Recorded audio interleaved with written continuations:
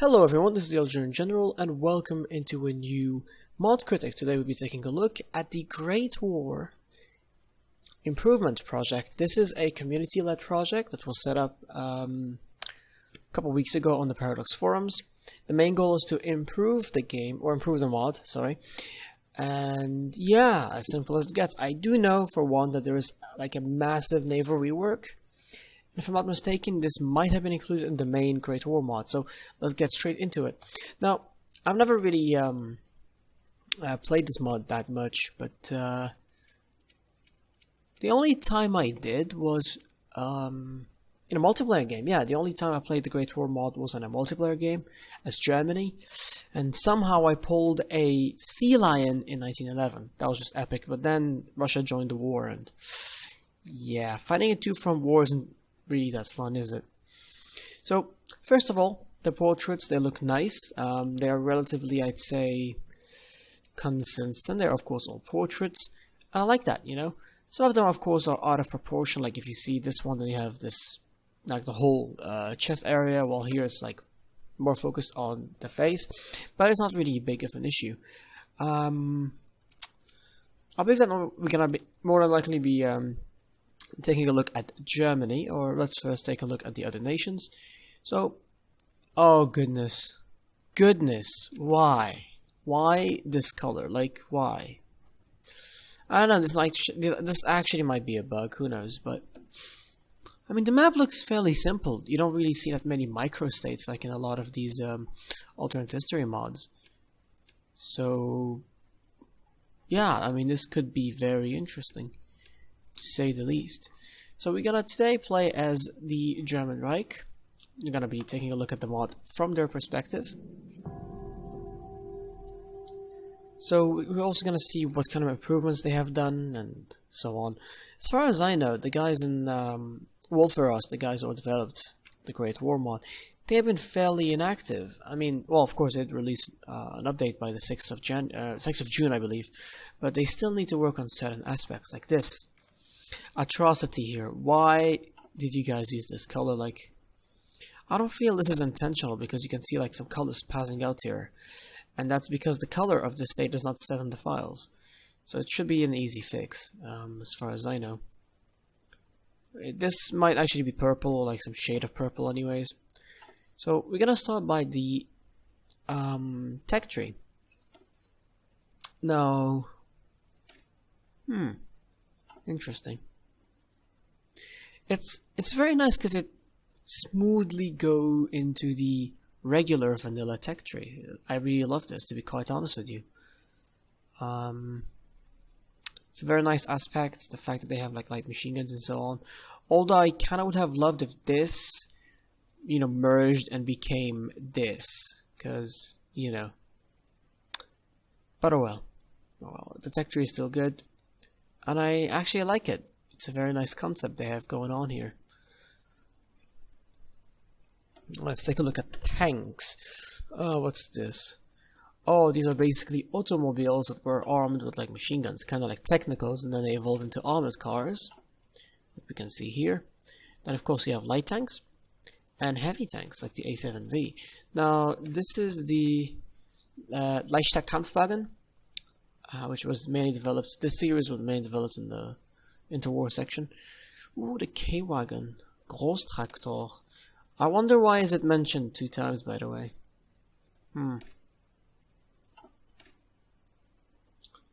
And of course you have the variants here. Then you have medium tanks and heavy tanks. I just love the way it just smoothly goes into the vanilla tree. So that's very nice. Artillery. You have regular and then you have heavy artillery. Nice. I like the idea. And then it just merges into like regular. And then of course you have anti-tank in there. Just this is all vanilla stuff except for the part that's, you know, in the interwar and the Great War section. Let's close these errors here. Doctrines. I've never really bothered looking at these before, so let's do so right now. So you have Cult of the Offensive. Now, the only issue is that the opacity in this one is a bit not really in line with these two. I mean, these vanilla ones. So, yeah, I mean, the icons they're using here, those are pretty much in line with the vanilla ones. So, That's very nice. You know, it's very refined in a certain sense. And I like that. So, cult of the offensive doctrine. Doctrine where leaders believe that offensive advantages are so great that a defending force would have no hope of repelling the attack. And I believe that this would eventually lead to...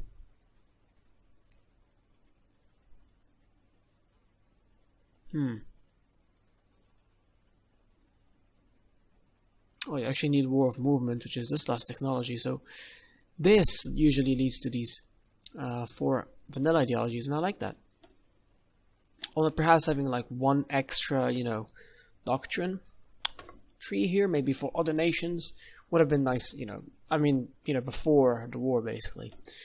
Oh, the naval stuff. So this is the naval rework, as you could see. I have pre-dreadnoughts, dreadnoughts, battlecruisers, heavy cruisers, armored cruisers, of course, protected cruisers, which evolve into light cruisers.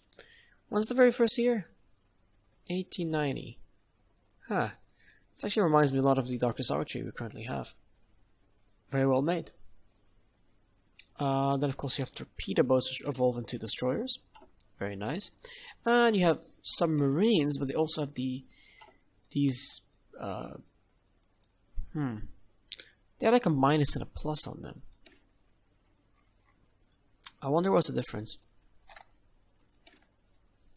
Oh, this is basically like a cruiser submarine. I see. Interesting. So I believe that France should maybe have like the Surcouf class and so on. Then of course you have transports, sea tenders, which lead to carriers. Very nice. I mean, it's very simple. You have here is the High Seas Fleet, which I believe then leads to the usual stuff. Yeah. Very nice, very simple. Planes. So what do you have here? This is an unarmed single-seat monoplane. I wonder what you would use this for. Oh, it's like, yeah, it's pretty much useless. And then you have the actual armed version. Then you have a tree plane. Then you have the seaplanes here. Oh, transport planes. Nice. So this is basically a bunch of Junker 52s. Very nice. Tactical bombers, and you also have airships, which evolve into strategic bombers. I agree. I approve. Like, honestly, I might end up doing a playthrough of this one day. If you guys, of course, want me to record it, then definitely. I'm actually going to post a poll, a straw poll for you guys to vote on.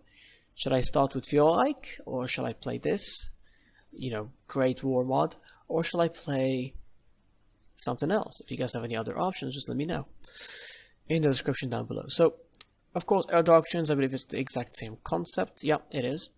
And then, of course, you have engineering. So I have to admit, I very like the vanilla look of this. It looks very much like vanilla, okay? And it's not really a bad thing. It's a very good aspect, to say the least. It's very refined, the way they're doing it. And I like it. I truly like it. And of course, I've heard that it's maybe one of the most balanced mods out there, so that's actually quite good. Now, of course, I've heard a lot of negative criticism about this mod being too linear and too railroaded, but you have to understand, when you lack content for alternate history paths, you are going to have to do these things anyways. So it's not as bad as it might sound. It's not as bad as it might seem. Now, I'm gonna be taking a look at the politics screen, which doesn't really seem that different. Except they have some interesting new companies here, and some interesting theories. I actually wonder if these will change when I become National Socialist. Of course, they have focus trees for a lot of nations. Mainly, you can see that Germany can go, for instance, communist and so on. Again, this reminds me a lot of vanilla. It's not too complex. It's very much refined. It's just vanilla. Like, literally, it feels like it's vanilla. If Paradox would ever make like a DLC or an expansion, I'd say, with all this content, of course, maybe some fixes here and there, it would seem like it's something that's actually made by Paradox. To be fairly honest with you. Now, one thing I would really love to see changed is the country colors. Some of them are too bright, some of them are just not fitting, to be quite honest with you. Like, Japan looks interesting. Or perhaps this abomination here in Europe. Perhaps they could also tweak the colors of these nations here in Northern Africa. Oh, another aspect I like is the fact that they kept the old ideologies. Volkish movement, authoritarian, communist, the Spartacus Bund, and the democratic dudes. Very simple, and of course it works very well so far. So if taking a look at these, do they have any new buildings? I believe they do. No. Strange. I thought they actually had trenches made in the mod. Well, I guess they actually removed trenches. Very interesting. What about resources? What do they have? Oh, we do have some extra resources here. Wood, which is currently lacking an icon. Coal, and the rest is just vanilla. Nobody produces wood though. Although coal, there's like actual production here. There's the US and so on. And yeah, I actually wonder what actually needs coal. Not the ships, not the planes, not the vehicles. Oh, artillery, heavy artillery needs it, apparently. So, overall, the mod is looking good. This improvement pack, I mean, I haven't really tested it that much, but the naval rework is looking fantastic. Just fantastic. Let's see, do they have focus trees for the Ottomans? Yes. Do they have focus tree for Nejd? No. No, they don't. Oh well, that's quite unfortunate. Do they have any due decisions? No. Not that I can see anyways.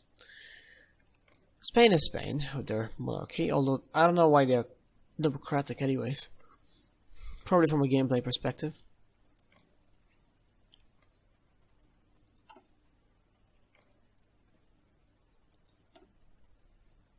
Fate and Allah. Plus organization minus communist support. It's very nice. Oh, neutral foreign policy. Well done. Neutrality is sometimes viewed as a craven stance. Actually, this might be the way they have fixed factions. As in, for instance, since Morocco is authoritarian, they will not join, some strange faction out there. I like that. I very much like the aspect of it.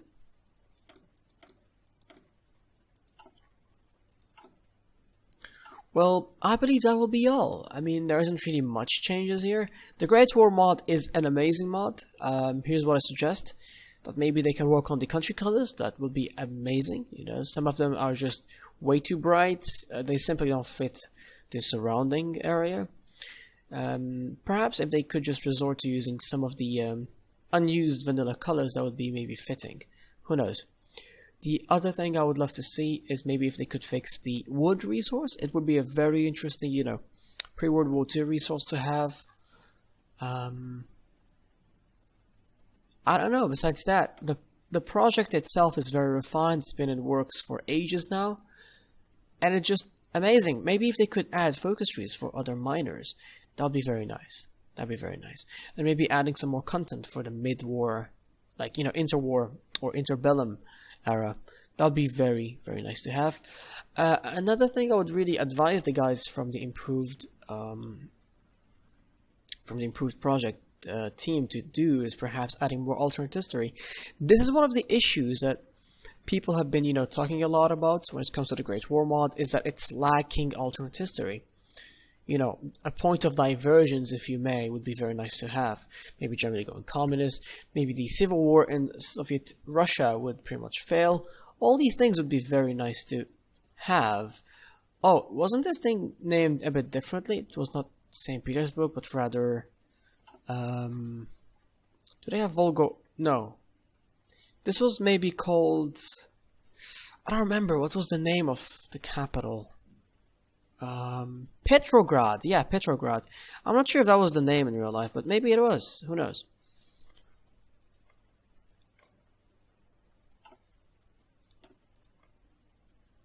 Oh, yeah, Finland has the Do they have any releasables?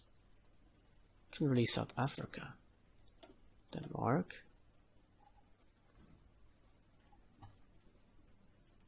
I just love the fact I created South Africa in my territory. They're like democratic. Oh well. That was all for today's video, guys. I know it was fairly short, but this mod is just amazing. I really want to give it a try, one day. I really want to do a playthrough of this. If you guys, of course, want me to do it, then just drop it in the comment section down below. And as I've said, the guys who are right now taking care of the mod, they could do some interesting stuff, like adding more alternate history. That would be just terrific. But besides that, this is an amazing mod. I would definitely give it like a 10 out of 10. So, yeah, that was, of course, all. I will see you guys in the next one. Cheers.